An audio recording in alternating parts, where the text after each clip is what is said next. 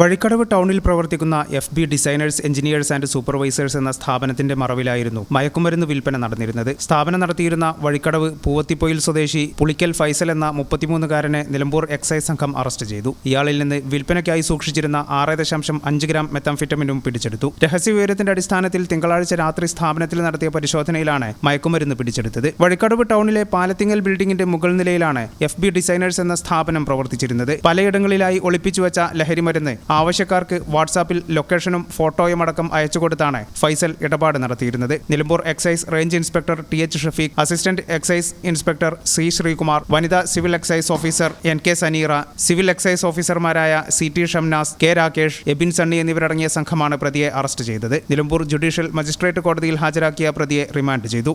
ഈ channel news Nilambur. Versatile എന്ത് രസമുള്ള വാക്കാണല്ലേ. ഒരുപക്ഷെ ഓരോ ആക്ടറും കേൾക്കാൻ കൊതിക്കുന്ന വിശേഷം.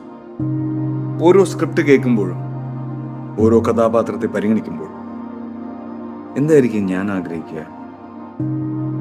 ഇത് ഡിഫറെൻ്റ് ആയിരിക്കണം, എനിക്ക് മാത്രം ചേരുന്ന ഒന്നാവണം, എന്തെങ്കിലുമൊക്കെ പുതുമ വേണം, ആളുകൾക്ക് ഇഷ്ടമാവണം, ലോകം പറയണം വാ versatile, something never seen before.